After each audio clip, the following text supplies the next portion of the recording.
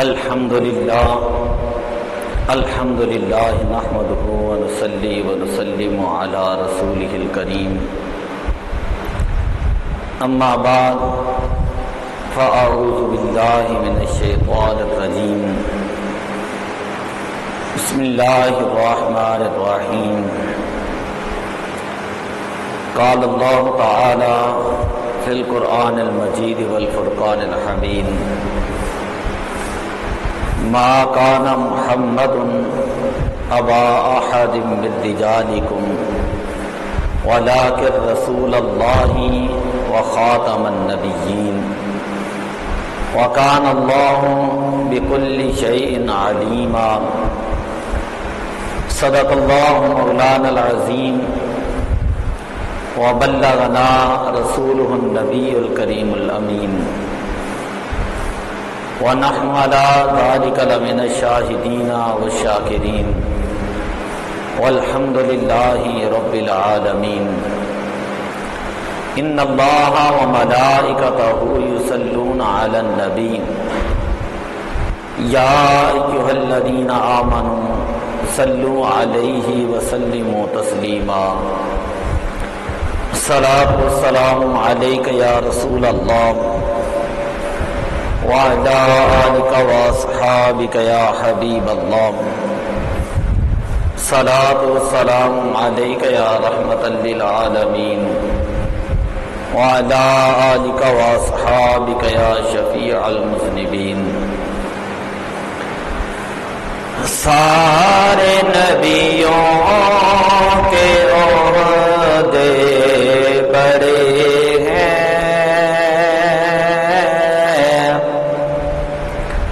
لیکن آقا کا منصب جدا ہے سارے نبیوں کے عہدے بڑے ہیں لیکن آقا کا منصب جدا ہے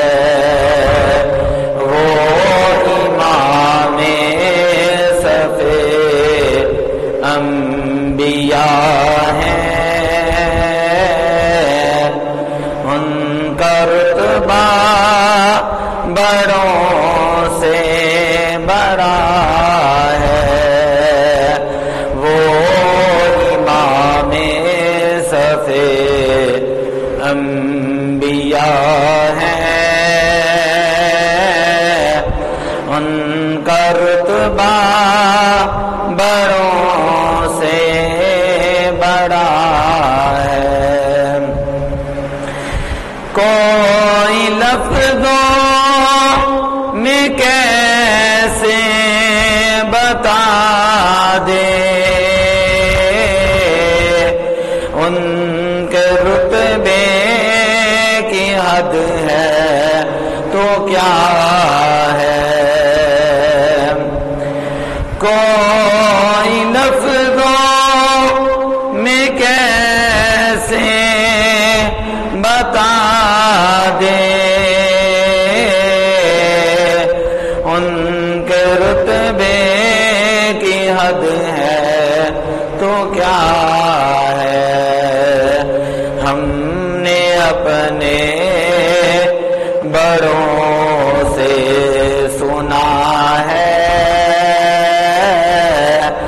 صرف اللہ ہی ان سے بڑا ہے ہم نے اپنے بڑوں سے سنا ہے صرف اللہ ہی ان سے بڑا ہے سارے نبیوں کے عہدے بڑے ہیں لیکن آقا کا منصب جدا ہے نام جنت کا تم نے سنا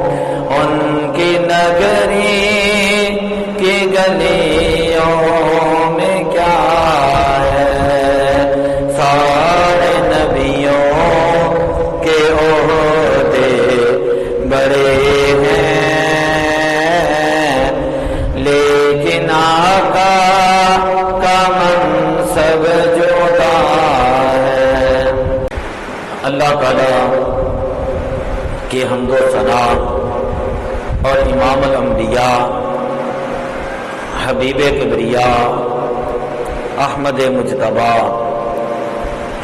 سیاہ لامکان خاتم الانبیاء سید المرسلین حضرت سیدنا محمد الرسول اللہ صلی اللہ علیہ وسلم کی بارگاہ اقدس کے اندر ہدیہ عقیدت پیش کرنے کے بعد حضور امام الانبیاء صلی اللہ علیہ وسلم آپ تمام انبیاء علیہ السلام سے آخر میں تشریف لائے۔ ایک مسلمان کے لیے یہ چیز فرض ہے اور اس کی ضروریات دین میں سے ہے کہ وہ حضور علیہ السلام کو اللہ کا آخری نبی جانے اور آپ کے اوپر ایمان لائیں۔ جس طرح کلمے کی پہلی جز کے اوپر ہم ایمان لاتے ہیں اور یہ عقیدہ رکھتے ہیں کہ اللہ تبارک و تعالی کے بعد اللہ تعالی جو ہے وہ ہمارا خدا ہے، ہمارا رب ہے اور ہمارا مالک ہے، ہمارا خالق ہے۔ کائنات کے اندر اللہ کی نہ کوئی مثل ہے نہ کوئی مثال ہے، کائنات کے اندر کوئی دوسرا خدا نہیں ہے۔ اسی طرح مسلمان یہ ایمان اور عقیدہ رکھتے ہیں کہ حضور امام الانبیاء صلی اللہ علیہ وسلم اللہ کے آخری نبی ہیں۔ کائنات کے اندر آپ کے بعد قیامت تک جو ہے نہ کوئی دوسرا رسول آئے گا نہ ہی قیامت تک کوئی دوسرا نبی آئے گا۔ یہ ایک مسلمان کا عقیدہ ہے اور مسلمان کا ایمان مکمل ہی تب ہوتا ہے جب وہ اس بات کا یقین کر لیں کہ حضور علیہ السلام اللہ کے آخری نبی ہیں۔ حدیث پاک کے اندر آتا ہے حضور علیہ السلام نے فرمایا انا خاتم النبیین لا نبی بعدی، میں آخری نبی ہوں، میرے بعد کائنات کے اندر کوئی دوسرا نبی پیدا نہیں ہو سکتا۔ حضور علیہ السلام نے فرمایا لا نبی بعدی، یہاں پر نکرہ تحت نفی داخل ہے، جس کا مطلب یہ ہے کہ حضور علیہ السلام ارشاد فرما رہے میرے بعد کسی قسم کا کوئی دوسرا نبی نہیں آ سکتا، نہ کوئی ذلی نبی آ سکتا ہے، نہ کوئی بروزی نبی آ سکتا ہے، نہ کوئی تشریح نبی آ سکتا ہے، نہ ہی کوئی غیر تشریح نبی آ سکتا ہے۔ اس لیے کہ حضور علیہ السلام نے ارشاد فرمایا ان الرسالۃ والنبوۃ قد انقطعا، بے شک رسالت کا سلسلہ وہ بھی مکمل ہو چکا اور بے شک نبوت کا سلسلہ وہ بھی مکمل ہو چکا ہے۔ فلا رسول بعدی ولا نبی بعدی، اب نہ تو میرے بعد کوئی دوسرا رسول آئے گا اور نہ ہی میرے بعد کوئی دوسرا نبی آئے گا۔ جس بندے کا یہ ایمان نہ ہو، حضور علیہ السلام کے ختم نبوت کو نہ مانتا ہو، وہ شریعت کے اندر بندہ کافر ہوتا ہے، مرتد ہوتا ہے، وہ بندہ دائرہ اسلام سے خارج ہوتا ہے۔ میرے آقا صلی اللہ علیہ وسلم نے ارشاد فرمایا لو کان بعدی نبیا لکان عمر بن الخطاب، اگر میرے بعد کوئی دوسرا نبی ہوتا یا میرے بعد کوئی نبی آتا، فرمایا لو کان بعدی نبیا، اگر میرے بعد کوئی نبی ہوتا لکان عمر بن الخطاب، تو وہ حضرت سیدنا عمر فاروق رضی اللہ تعالیٰ عنہ نبی بنتے۔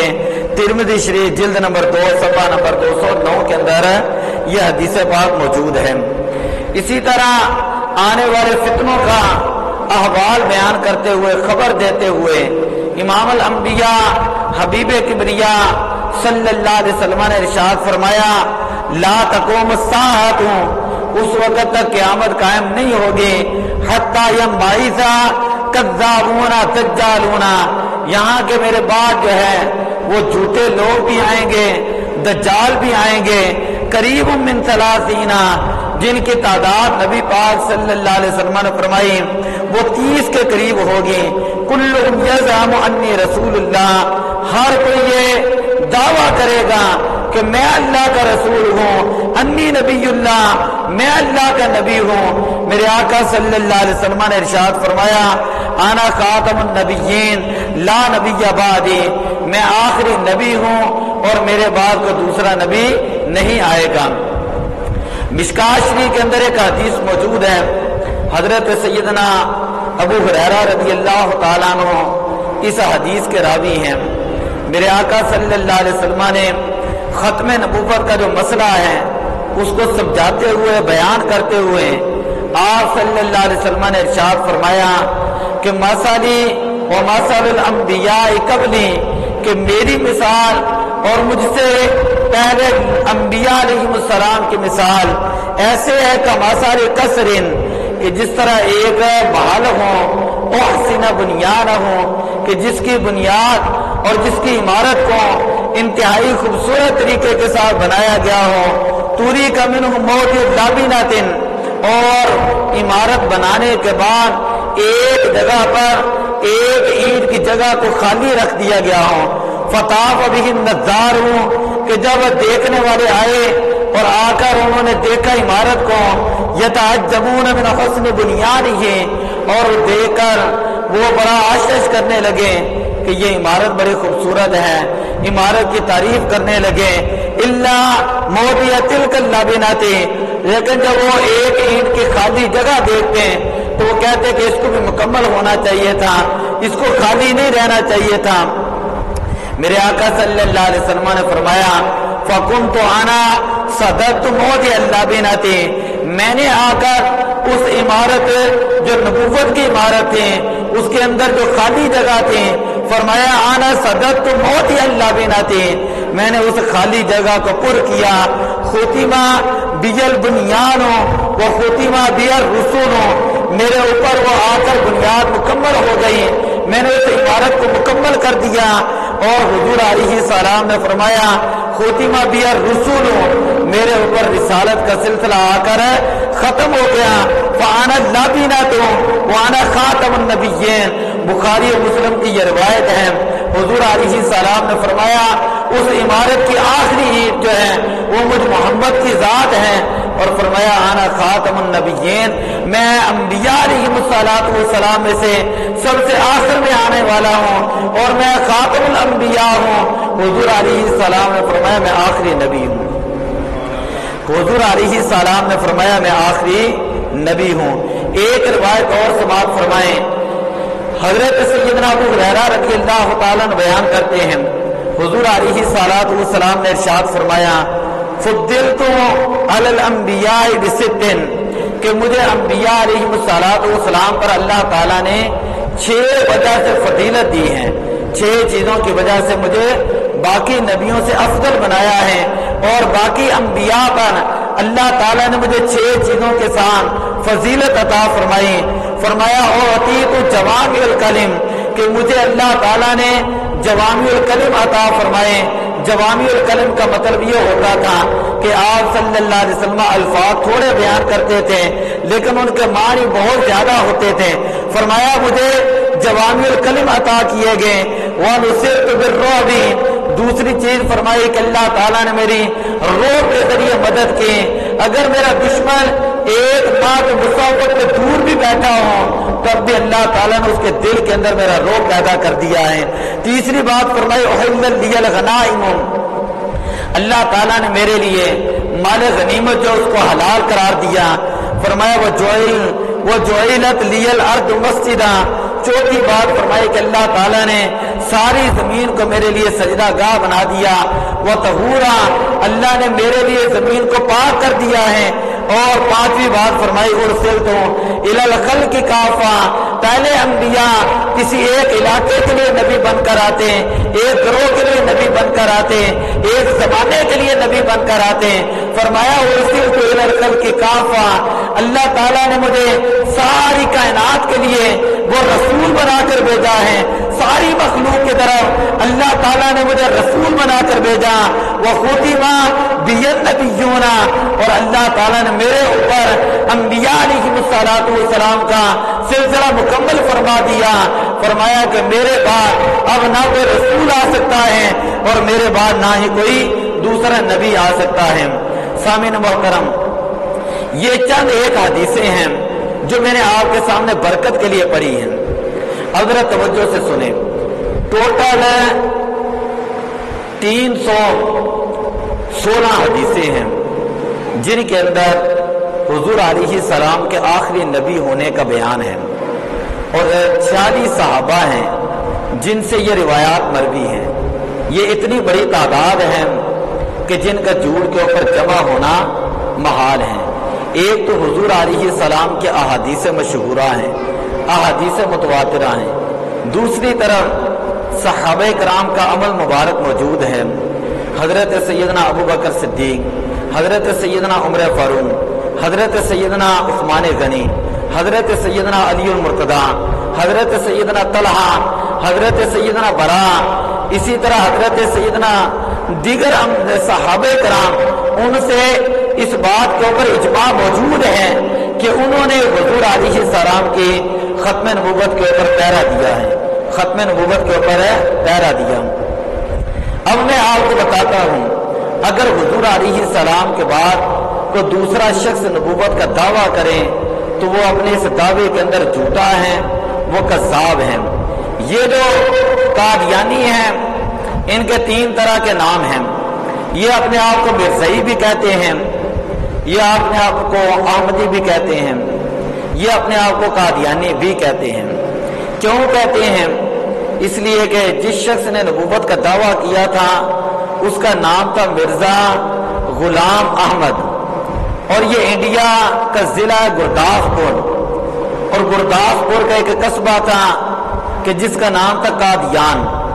چونکہ یہ قادیان کے اندر 1839 کے اندر پیدا ہوا، اور اس نے سب سے پہلے 1864 کے اندر، یہ ہمارا سیالکوٹ ہے، سیالکوٹ کچہری کے اندر ڈپٹی کمشنر کا یہ منشی لگا، اور انگریزوں کا یہ پالتو تھا، انگریزوں نے اس کو ایجاد کیا تھا، انگریزوں کا یہ ایجنٹ تھا۔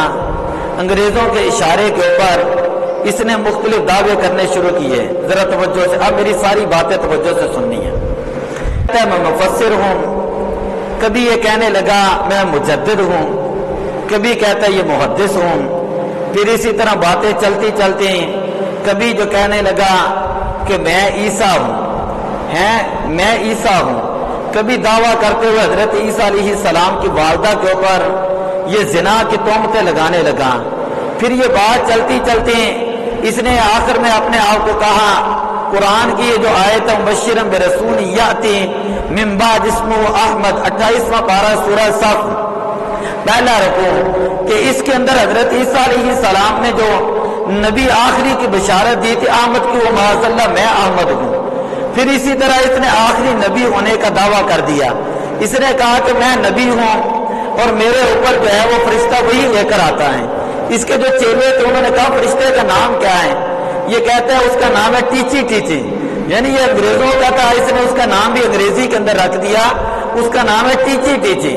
اور پھر معاذ اللہ یہ کہنے لگا کہ یہ جو میری بیویاں ہیں نقل کفر نباشد، یہ ممبر رسول ہیں، اور اس کی کتابیں خزائن العرفان آپ پڑھ ہیں، روحانی خزائن، یہ کتابیں اس کے پڑھ کر دیکھیں، بندہ ممبر رسول کے اوپر ایسی باتیں نہیں کر سکتا۔ لیکن میں آپ کو پھر ایک دو بات اس کی سنانے لگا ہوں۔ نقل کفر نباشد کہ اس نے کہا کہ میری جو بیویاں معاذ اللہ یہ مومنوں کی مائیں ہیں، اور اس نے کہا جو میرا کلمہ پڑھنے والا ہے وہ صحابی ہے، آج تک اپنی کتابوں کے اندر ان کا نام کے آگے یہ رضی اللہ تعالیٰ عنہ لکھتے ہیں، اور اپنی اولاد کو کہتے ہیں یہ اہل بیت ہیں، اور کہتا ہے جو مجھے نبی نہیں مانتا وہ سور ہے، اور جو مجھے نبی نہیں مانتے وہ کنجریوں کی اولاد ہیں اور وہ لوگ کافر ہیں اور مرتد ہیں. یعنی اس طرح کہ اس نے بے شمار بکواسات کی ہیں. یعنی اس طرح خنزیر بھی پلید نہیں ہے کہ جس کا اللہ وہ نجس العین ہے، کہ جس طرح کی پلید اور گندی اور غلاظت بری جو ہے یہ مرزا قادیانی کی بکواسات تھیں. اور اس نے نبوت کا دعویٰ کر لیا. سب سے پہلے اس نے خط لکھا، انڈیا کے اندر میں بڑی باتیں کرنے لگا ہوں.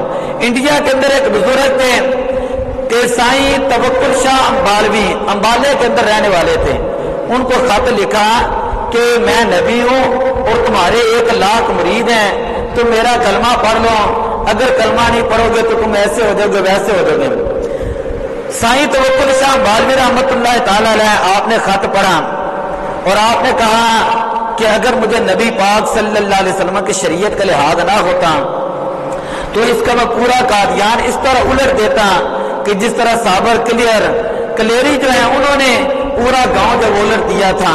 آپ نے فرمایا تھا کہ میرے مریدوں نے کیا کہنا کہ ساری عمر سادگی میں گزاری، اب کیا کہتے ہیں. اس نے کہا میں بڑی باتیں نہیں کرتا. خط کے اندر شاہ صاحب نے لکھ کر بھیجا کہ تم نبی ہونا تو بڑی دور کی بات ہے، نبی ہونا تو بڑی دور کی بات ہے. میں نبی پاک صلی اللہ علیہ وسلم کی اولاد میں سے ہوں، نبی پاک کی آل میں سے ہوں. میں صرف تجھے یہ کہتا ہوں، مجھے یہ بتا کہ آج تک 1,24,000 نبی آئے ہیں. بات سمجھ آئیے نا، 1,24,000 نبی آئے ہیں. کیا نبیوں میں سے کوئی نبی کانا آیا ہے؟ کیا نبیوں میں سے کوئی لنگڑا نبی آیا؟ کیا نبیوں میں سے کوئی لولا نبی آیا؟ اللہ نے ہر نبی کو خوبصورت بنایا اور فرمایا ہمارے امام الانبیاء حبیب کبریا ان کی شان پہ برابر بڑا ہے کہ سب سے اولا و اعلیٰ ہمارا نبی، سب سے بالا و اعلیٰ ہمارا نبی، خلق سے اولیاء، اولیاء سے رسول اور رسولوں سے اعلیٰ ہمارا نبی. فرمایا وہ تو اتنے خوبصورت ہیں، اللہ کا قرآن جو ان کی قسمیں اٹھا رہا ہے، کبھی وہ دعا فرما رہا ہے، کبھی وہ لیل فرما رہا ہے. کہو قادیان کے رہنے والے تو نبوت کا دعویٰ کرتا ہے، نبی ہونا تو بڑی دور کی بات ہے. پہلے تو جو کانا ہے اپنی آنکھ کا تو علاج کرا. آج تک تو کوئی نبی کانا نہیں آیا. اللہ نے کائنات کے اندر کانا نبی نہیں بھیجا.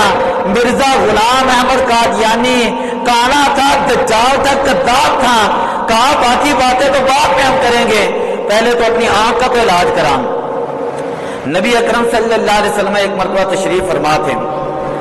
آپ صلی اللہ علیہ وسلم کی بارگاہ میں حضرت سیدنا عمر فاروق رضی اللہ تعالیٰ عنہ بیان کرتے ہیں کہ آپ صلی اللہ علیہ وسلم کی بارگاہ میں قبیلہ بنو سلیم کا ایک آدمی آیا اور قبیلہ بنو سلیم کا آدمی آ کر کہنے لگا کہ یہ گو ہے. اس نے حضور علیہ السلام کے سامنے گو رکھ دی. کہنے لگا یہ گو ہے اور اگر یہ گو جو ہے یہ کہہ دے کہ آپ اللہ کے آخری نبی ہیں تو میں مان لوں گا کہ آپ اللہ کے آخری نبی ہیں. میرے آقا صلی اللہ علیہ وسلم نے گو سے سوال کیا کہ اے گو من تعبدون، کہ تو کس کی عبادت کرتی ہے؟ گو کہنے لگی الذی فی السماء عرشہ، میں اس رب کی عبادت کرتی ہوں آسمان پہ جس کا عرش ہے، وفی الارض سلطان ہوں، زمین پر جس کی بادشاہی ہے، وفی البحر سبیل ہوں، اور سمندروں پہ جس کا راستے ہیں، وفی الجنتی، اور جنت جو ہے وہ رحمت، اس میں اللہ کی رحمت ہے، وفی النار عذاب ہوں، اور جہنم کے اندر اللہ کا عذاب ہے. پھر حضور علیہ السلام نے فرمایا کہ اے گو من آنا، تو یہ بتا کہ میں کون ہوں؟ تو گو یہ کہنے لگی انتا رسول رب العالمین، اب ساری کائنات کا جو رب ہے اس کے آپ رسول ہیں، وہ خاتم النبیین، اور آپ اللہ کے آخری نبی ہیں. اور گو کہنے لگی قد افلح من صدقک، اے اللہ کے پیارے رسول جس نے آپ کے اوپر آپ کی تصدیق کر دی، آپ کا کلمہ پڑھ لیا، وہ بندہ کامیاب ہو گیا. وقد خاب من کذب، اور جس نے آپ کو جھٹلا دیا، تکذیب کی جس نے، وہ خائب اور خاسر اور ذلیل اور رسوا ہو گیا. جب وہ دیہاتی نے یہ معاملہ دیکھا تو اسی وقت وہ کلمہ پڑھنے لگا اور کہنے لگا اشہد ان لا الہ الا اللہ واشہد انک رسول اللہ، میں گواہی دیتا ہوں کہ اللہ کے علاوہ کائنات کے اندر کوئی دوسرا خدا نہیں ہے اور آپ صلی اللہ علیہ وسلم اللہ کے آخری رسول ہیں۔ حضرت امام اعظم ابو حنیفہ رحمۃ اللہ تعالی علیہ کے دور کے اندر ایک شخص آیا، اس نے کہا کہ مسئلہ یہ ہے کہ ہمارے علاقے کے اندر ایک شخص نے نبوت کا دعویٰ کیا ہے اور وہ یہ کہتا ہے کہ مجھے مہلت دو، میں تمہیں نشانیاں دکھاؤں۔ امام اعظم ابو حنیفہ رحمۃ اللہ تعالی علیہ فرماتے ہیں کہ تو کس طرح کی بات کر رہا ہے؟ جو بندہ اس بندے سے نبوت کا یا نبوت کی کوئی دلیل طلب کرے گا وہ بندہ اسی وقت کافر ہو جائے گا، اس لیے کہ جب میرے نبی پاک صلی اللہ علیہ وسلم نے فرما دیا کہ لا نبی بعدی، کہ میرے بعد کوئی دوسرا نبی نہیں آ سکتا، تو گویا کہ اس کو اپنے نبی کے فرمان کا یقین نہیں ہے، اس نے اپنے نبی کے فرمان کے اوپر قطعی طور پر ایمان نہیں وہ لایا۔ فرمایا میرے آقا صلی اللہ علیہ وسلم نے فرمایا انی اشہد عدد تراب الدنیا ان مسیلمہ کذاب، حضور علیہ السلام نے فرمایا تھا میں گواہی دیتا ہوں جتنے زمین کے ذرات ہیں اس سے بھی بڑھ کر گواہی دیتا ہوں کہ مسیلمہ جو ہے وہ جھوٹا ہے اور مسیلمہ جو ہے وہ کذاب ہے۔ یہ مسیلمہ وہ شخص تھا جس نے حضور علیہ السلام کے دور مبارک کے اندر نبوت کا دعویٰ کیا تھا، نبوت کا دعویٰ کیا تھا۔ حضرت سیدنا ابو بکر صدیق رضی اللہ تعالیٰ عنہ کا زمانہ آیا، آپ نے صحابہ کرام کو تیار کیا مسیلمہ کذاب کے خلاف لڑنے کے لیے۔ مسیلمہ کذاب کا گروہ تھا، اس کی تعداد تھی 80,000۔ ادھر دیکھیں کتنی تعداد تھی؟ 80,000۔ حضرت سیدنا ابو بکر صدیق رضی اللہ تعالیٰ عنہ آپ نے 30,000 صحابہ کرام کا لشکر تیار کیا ہے اور کہا کہ میں نے اس سے پہلے کہا تھا جو بدر کے اندر صحابہ حاضر ہوئے ہیں، احد کے اندر حاضر ہوئے ہیں، وہ کسی جنگ میں اب نہیں جائیں گے۔ آپ نے فرمایا اب میں تمہیں یہ کہتا ہوں کہ بڑا مسئلہ ہے، نبی پاک کی عزت کا مسئلہ ہے، احد والے بھی، خندق والے بھی، بدر والے بھی، سارے صحابہ جو ہے وہاں پر جا کر حاضر ہوں۔ اور یہ تاریخ کے اندر اتنی بڑی جنگ ہوئی ہے کہ مسیلمہ کذاب کے ساتھ جو صحابہ کرام نے جنگ کی ہے، اس جنگ کے اندر 30,000 جو منکرین ختم نبوت تھے وہ مارے گئے۔ حضرت سیدنا خالد بن ولید رضی اللہ تعالیٰ عنہ سپہ سالار تھے، انہوں نے حضرت سیدنا ابوبکر صدیق کو خط لکھا کہ اب ہم بڑے پریشان ہیں، نمازیں وہ بھی پڑھ رہے ہیں، ہم بھی نمازیں پڑھ رہے ہیں، داڑیاں انہوں نے بھی رکھی ہیں، جبے انہوں نے بھی پہنے ہیں، اب ہمیں پتہ نہیں چل رہا کہ نبی پاک کی نبوت کا انکار کرنے والا کون ہے۔ تو حضرت سیدنا ابوبکر صدیق رضی اللہ تعالیٰ عنہ آپ نے خط لکھا، آپ نے فرمایا کہ میدان جنگ کے اندر یہ نعرہ لگانا ہے، البدایہ والنہایہ اٹھا کر دیکھ لیں، فرمایا نعرہ لگانا یا محمدہ حبدہ یا محمدہ، تو جو اس کے اوپر مرحبا کہے گا، جو اس کے اوپر لبیک کہے گا، تم سمجھ لینا کہ وہ نبی پاک کو آخری نبی مان رہا ہے، اور جو نہیں کہے گا تو اس کا مطلب یہ ہے کہ وہ مسیلمہ کذاب کو ماننے والا ہے اور اس کو جو قتل کیا جائے گا۔ اس جنگ کے اندر 1200 صحابہ شہید ہوئے۔ کتنے صحابہ؟ یہ تعداد یاد رکھیں، نبی پاک صلی اللہ علیہ وسلم کے دور مبارک کے اندر کل 74 جنگیں لڑی گئی ہیں اور ان 74 جنگوں کے اندر 259 صحابہ کرام کی شہادت ہوئی ہے۔ کتنے صحابہ؟ 259۔ لیکن مسیلمہ کذاب اور جنگ یمامہ اور ختم نبوت کا مسئلہ اتنا بڑا مسئلہ تھا کہ جس کے اندر صحابہ شامل ہوئے اور صحابہ میں سے 700 حافظ قرآن جو تھے، قرآن کے جو حافظ تھے وہ اس جنگ کے اندر شہید ہو گئے کہ صحابہ کرام کے جسم کٹے ہوئے ہیں، اور 1200 صحابہ کرام نے حضور علیہ السلام کی ختم نبوت کے اوپر پہرا دیا۔ تو پتہ چلا کہ ختم نبوت کے سب سے پہلے مجاہد ان کا نام حضرت سیدنا ابوبکر صدیق رضی اللہ تعالیٰ عنہ ہے۔ باقی صحابہ کرام کی اگر میں بات کروں تو بات بڑی لمبی ہو جانی ہے۔ جس وقت مرزا غلام احمد قادیانی جو ہے اس نے نبوت کا دعویٰ کیا، حضور پیر میر علی شاہ صاحب رحمۃ اللہ تعالیٰ علیہ گولڑا شریف والے، آپ اس وقت حرمین شریفین کے اندر مکہ کے اندر موجود تھے اور آپ نے یہ نیت کی تھی کہ میں ساری زندگی جو ہے وہ مکہ کے اندر رہوں گا۔ اب میں دوبارہ پاکستان کے اندر نہیں جاؤں گا۔ تو وہاں ایک ملاقات ہوئی، علامہ امداد اللہ مہاجر مکی، ان کو سارے مانتے ہیں، ان کے ساتھ ملاقات ہوئی۔ حاجی امداد اللہ مہاجر مکی جو ہیں وہ کہنے لگے کہ آپ یہاں پر ہیں، آپ کو جو وہ برصغیر کے اندر جانا چاہیے اور وہاں پر جا کر مرزا غلام احمد قادیانی جو ہے یہ نبوت کا دعویٰ کر رہا ہے اور عجیب و غریب باتیں کر رہا ہے، اور وہاں پر جا کر اس کا مقابلہ کرنا چاہیے۔ پیر میرے علی شاہ صاحب رحمۃ اللہ تعالی علیہ فرماتے ہیں میں ایک دو دن اور وہاں پر رہ گیا، خواب کے اندر کیا دیکھتا ہوں، حضور علیہ الصلوۃ والسلام کی زیارت ہوتی ہے اور میں نے دیکھا کہ مرزا غلام احمد قادیانی حضور کو پشت کر کے بیٹھا ہوا ہے۔ حضور علیہ الصلوۃ والسلام نے فرمایا کہ اے میرے علی، میں تمہاری ڈیوٹی لگاتا ہوں، تم برصغیر کے اندر چلے جاؤ اور اس کا جا کر جو ہے مقابلہ کرو۔ یہی وجہ ہے کہ پیر میرے علی شاہ صاحب رحمۃ اللہ تعالی علیہ آج دنیا آپ کا نام لیتی ہے، آپ کے آستانے کے اوپر جاتی ہے۔ آپ فرمایا کرتے تھے کہ مجھے حضور علیہ الصلوۃ والسلام کی تائید حاصل ہے، اور جو بندہ بھی ختم نبوت کے اوپر کام کرتا ہے، جو بندہ ختم نبوت کے اوپر کام کرتا ہے، اس کی پشت کے اوپر نبی پاک صلی اللہ علیہ وسلم کا ہاتھ ہوتا ہے، اس کی پشت کے اوپر نبی پاک صلی اللہ علیہ وسلم کا ہاتھ ہوتا ہے۔ اور آج جس وقت یہاں لاہور کے اندر مرزا غلام احمد قادیانی، اس نے آپ ایک خط لکھا تھا، خط کے اندر یہ کہا کہ میں عربی کے اندر قرآن پاک کی تفسیر کرنا چاہتا ہوں اور آپ سے اس بات کے اوپر مباحثہ کرنا چاہتا ہوں، مناظرہ کرنا چاہتا ہوں۔ پیر میرے علی شاہ صاحب رحمۃ اللہ تعالی علیہ آپ وہاں پر گئے، مریدوں نے کہا حضور کیا جانے کی ضرورت ہے، یہاں جواب دے دیں۔ آپ یقین کریں ملفوظات میریہ اٹھا کر دیکھیں ممبر رسول ہے، تو پیر میرے علی شاہ صاحب فرماتے ہیں کہ ادھر نبی پاک کی ختم نبوت کے اوپر کوئی حملہ ہو اور مرزا غلام احمد قادیانی نبی ہونے کا دعویٰ کریں اور میں اپنے نبی اپنے نانا کا دفاع نہ کروں اور یہاں بیٹھ کر تیری مریدی کرتا رہوں۔ آپ نے ملفوظات میریہ کے اندر موجود ہیں، آپ نے فرمایا کہ اس طرح کی بے غیرت پیری مریدی مجھ سے نہیں ہو سکتی۔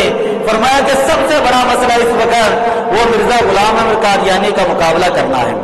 جب آپ وہاں پر گئے، آپ نے کہا کہ تفسیر لکھنے کا معاملہ تو بڑی دور کی بات ہے کہ قادیانی اب میرے سامنے آئے، آ کر عربی کے اندر تفسیر لکھیں، بات سمجھ آ رہی ہے نا؟ قادیانی میرے سامنے آئے، عربی کے اندر تفسیر لکھے، بخود بنفس نفیس تفسیر لکھیں۔ فرمایا کہ میرے علی جو ہے میرے جسم کے اوپر حضرت علی کی مہر ہے اور وہ حضرت علی المرتضیٰ کی تائید ہے۔ فرمایا کہ میرے علی جو ہے وہ اپنا کاغذ اور قلم اس طرح ٹیبل کے اوپر رکھے گا اور اس کے اوپر نکاح ڈالے گا، ہاتھ ہلائے بغیر میرے علی کا قلم جو ہے خود بخود چل کر عربی کے اندر تفسیر لکھنا شروع کر دے گا۔ مریدوں نے کہا حضور آپ نے اتنا بڑا دعویٰ کیا تھا، آپ نے فرمایا کہ میں نے حضور کے ارشاد کے بغیر یہ دعویٰ نہیں کیا۔ پھر قادیانی نے دوبارہ خط لکھا کہ ایک مریض ہے اس کو سامنے بٹھا لیتے ہیں، بیمار کو سامنے بٹھا لیتے ہیں، تم بھی آ کر دم کرو، ہیں پیر بنے ہو اور میں بھی دم کرتا ہوں، جس کے دم سے وہ بیمار وہ ٹھیک ہو گیا تو ہم سمجھ لیں گے کہ وہ بندہ حق پر ہے۔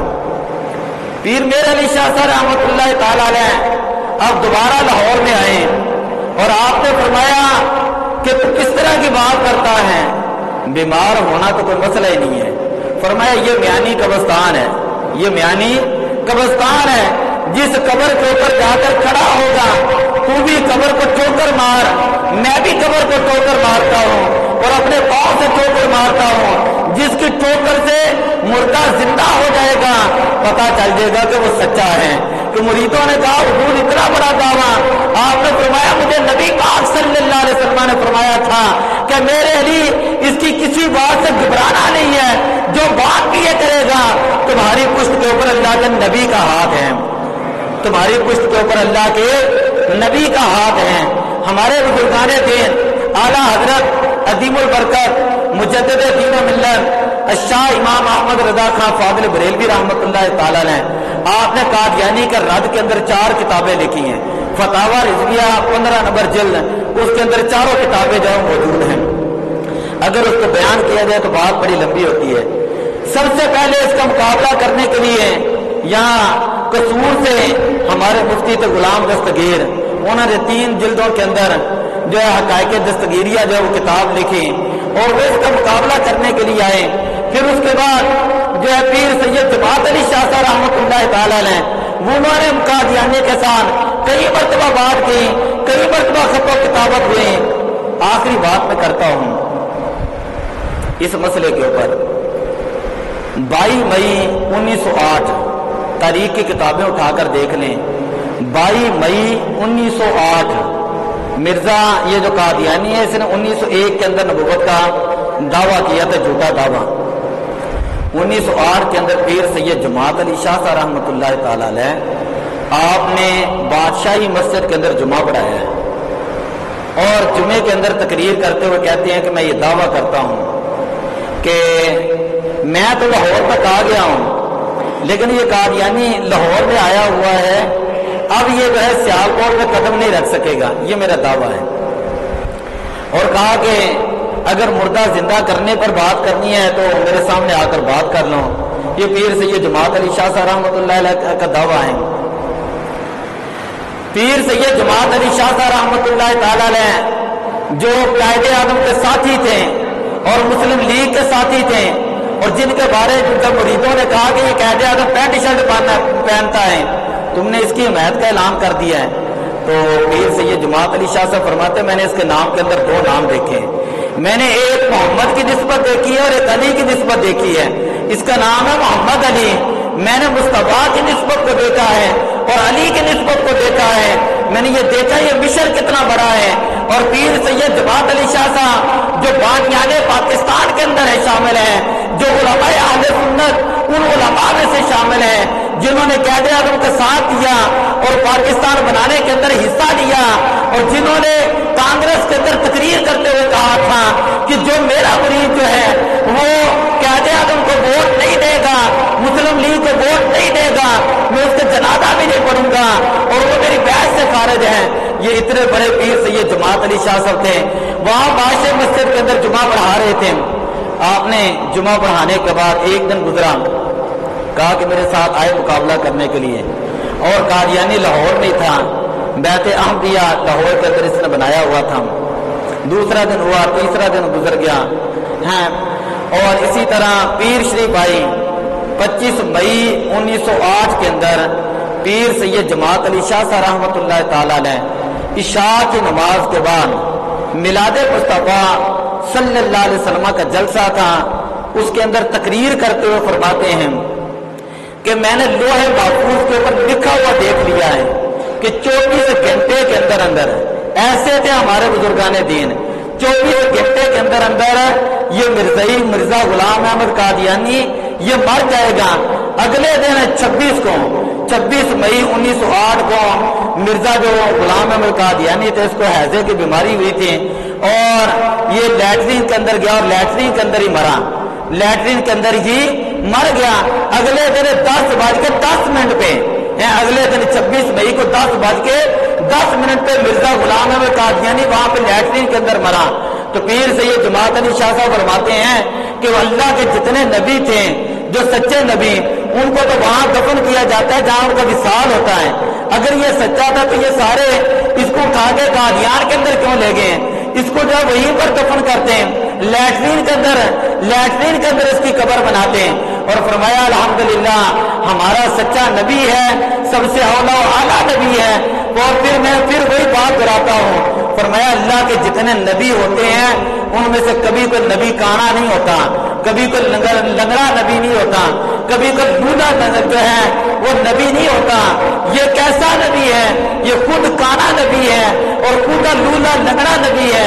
فرمایا کہ یہ سچا نہیں، یہ جھوٹا نبی تھا، اس نے نبی پاک صلی اللہ علیہ وسلم کی ختم نبوت صلی اللہ علیہ وسلم کے اوپر حملہ کیا تھا، اور یہ اتنا بڑا حملہ تھا کہ مسلمانوں نے اس کا دفاع کیا، علماء نے اپنی جانوں کے نذرانے پیش کیے، علماء نے کتابیں لکھی، شعراء نے اپنے انداز کے اندر اس کا رد کیا، جو وکلاء تھے انہوں نے اپنے انداز کے اندر اس کا رد کیا، جو پیران عظام تھے انہوں نے اپنے انداز کے اندر مرزا غلام احمد قادیانی کا رد کیا، اور ایک تحریک بنے 1953 کے اندر جسے کہا جاتا ہے تحریک ختم نبوت، تحریک ختم نبوت۔ اس تحریک کو کامیاب بنانے کے لیے 10,000 مسلمانوں نے اپنی جانوں کے نذرانے پیش کیے ہیں۔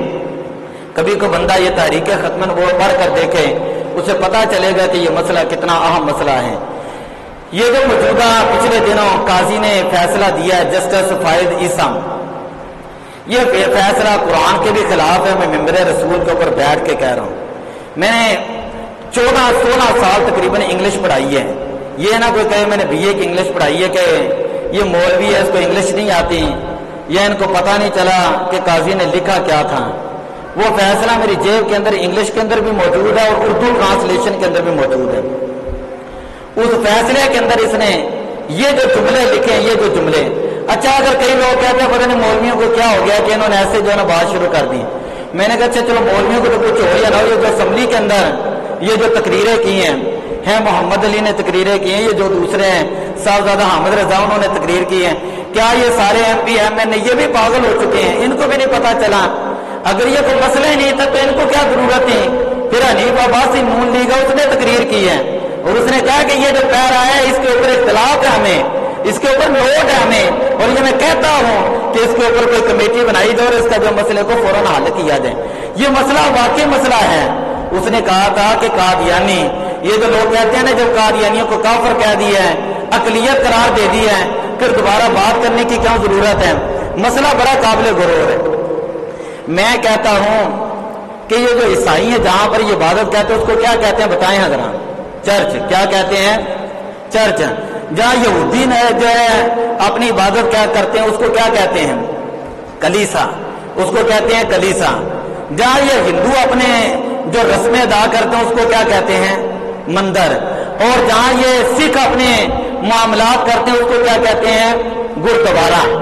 اور جہاں یہ آگ کی عبادت کرنے والے اپنی وہاں پر عبادت کرتے ہیں اس کو کیا کہتے ہیں؟ آتش کدہ۔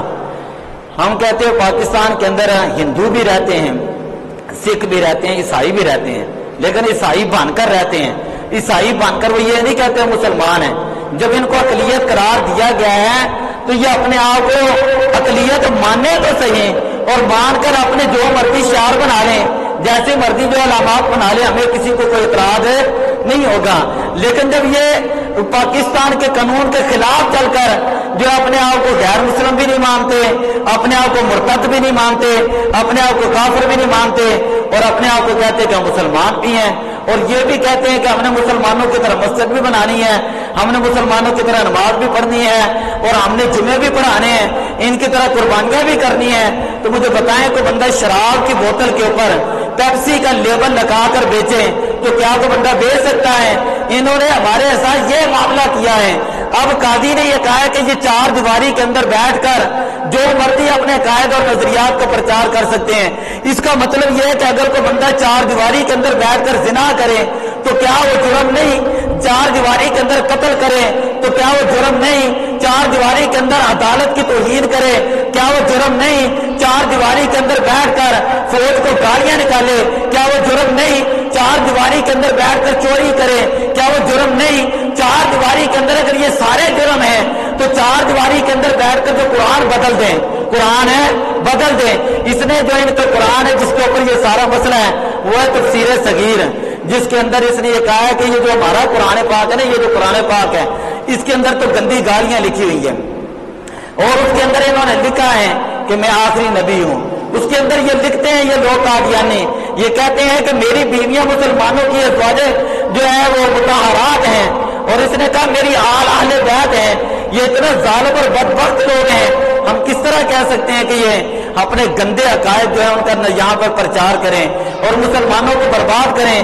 اور سادے جو لوگ ہوتے ہیں ہمارے یہاں تو کوئی بندہ اس کو یعنی ایسا ہے کہ جن نے لائی گلی تو وہ ٹول چلی، سمجھ آئیے آندہ جاندہ کسی میں ہے تک نہیں تو گلا لوگوں نے بڑی کرنی آدی نے کہ جی کہ وہ بھی صحیح ہے جی وہ بھی صحیح ہے جی وہ بھی صحیح ہے قادیانی بھی بہن بھرا نے۔ میں کہ جڑا بندہ نبی پاک نو نہ مننے نا وہ بھین بھرا نہیں ہوندا. شریعت دے اندر انہوں کافر کیا گیا ہے, پاکستان دے قانون دے اندر انہوں مرتد کیا گیا ہے, اور اسلام دے قانون دے اندر صحابہ کرام نے واجب القتل دے بارے جڑے نا احکامات بیان کیتے نے. سمجھئے ساڈا پاکستان دا قانون ہے کہندا ہے کہ قادیانی تے اپنے کوئی مذہب دا پرچار نہیں کر سکتے. جدو کیس ضمانت دا ہی مبارک ثانی دا ضمانت کیس انہوں ضمانت دے گل ختم, اگے اپنے کمنٹ دین دی کی ضرورت سی؟ دسو نے ایک بندہ پاگل ہو سکتا ہے, دو ہو سکتے ہیں, تین ہو سکتے ہیں.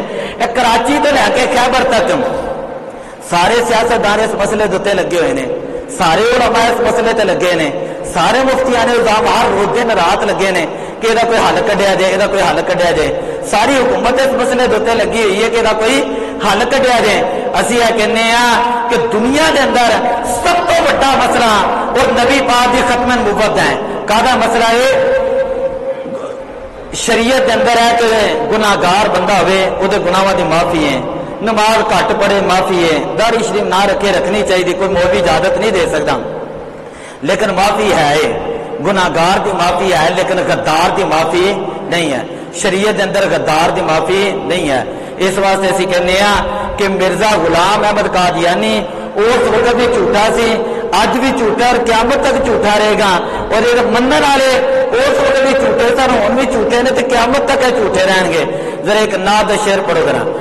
لب پہ نعت پاک کا نغمہ کل بھی تھا اور آج بھی ہے, میرے نبی سے میرا رشتہ کل بھی تھا اور آج بھی ہے.